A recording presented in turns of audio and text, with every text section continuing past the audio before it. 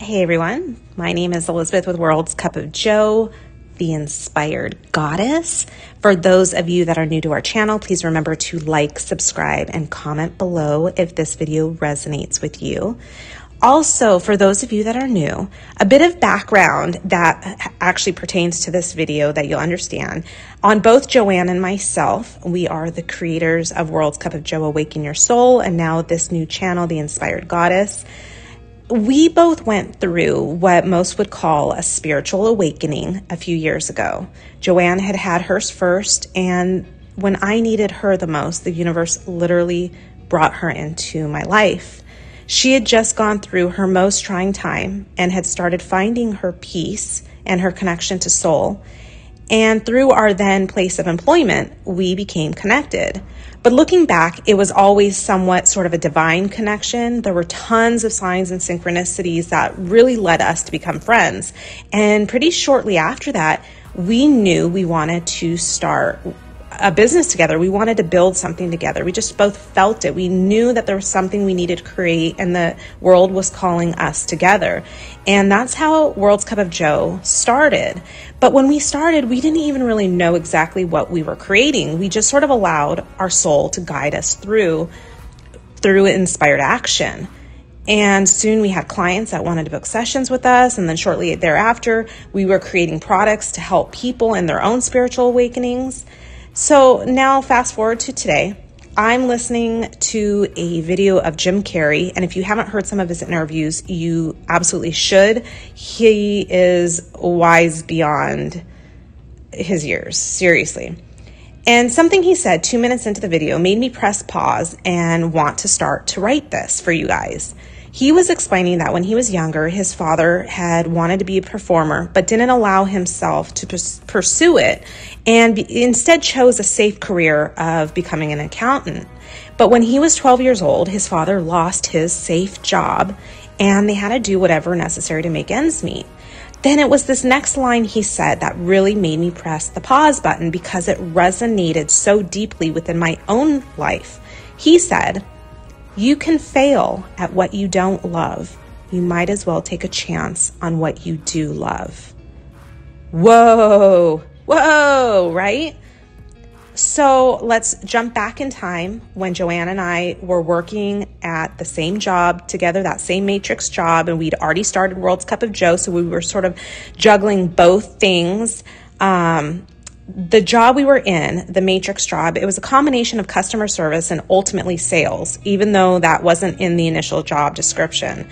But every month there was a monthly quota of targets that we needed to reach. And if we didn't, there was the constant knowing that we could be written up for performance and ultimately lose our job. So many of our coworkers, we were always walking on eggshells each month. We were scared we wouldn't hit our targets and potentially lose our job. It was always looming over us. Now, last June, a crazy circumstance happened. My goats ate the wire off of my satellite internet dish, causing me to lose internet for a couple weeks. And I couldn't do my 9-to-5 job. And it really gave me a new perspective when I had that time off from that matrix job of what it felt like to just work for Cup of Joe. And it was incredible. I was doing something I loved every single day. And when the time came for my internet to be fixed, I realized I couldn't go back. I couldn't go back to something I did not love. And I realized then that I wanted to take a chance on me and go all in with my business. I had never been happier than when I got that needed reprieve from my matrix job. It was freedom. It was bliss. I realized how much I love creating content and products for people that really need help and helping transform people's lives. It's my soul purpose. I realized I was working on my soul purpose, whereas in my 9-to-5, I was almost like a robot, just passing time. And this is why Jim Carrey's words were so impactful. You can fail at what you don't love. That feeling of fear I felt each month that I didn't hit my goals at my job, thinking, oh my gosh, I could lose my job at any moment. Where's my salary going to come from? What's going to happen to me? Or I could take a chance on what I love.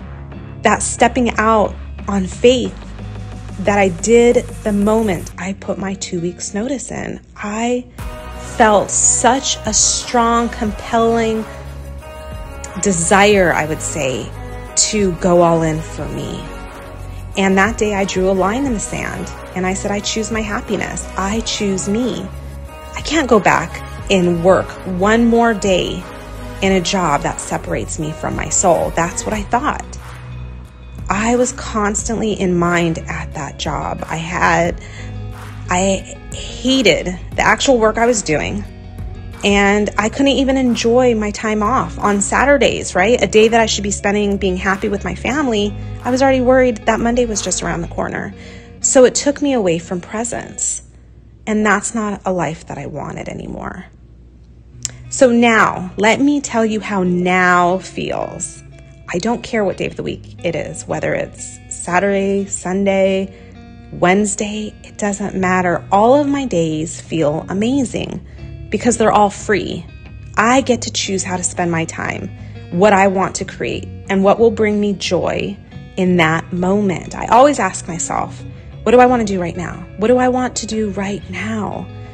And I know this sounds far-reaching for so many of you because I knew at a time that there was no chance I could ever leave the security and safety that the 9-to-5 matrix job brought my mind.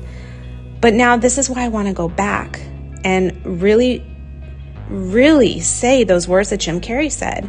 You can fail at what you don't love, or you might as well take a chance on what you do love. I took a chance on me. Anything in life that you want, you can have. We are all the creators of our own realities. It starts by knowing your worth, loving yourself, and taking a chance on the life you really want to live. I hope this message has helped. I hope this message has reached someone that needed to hear it. And I just want to say, love you guys.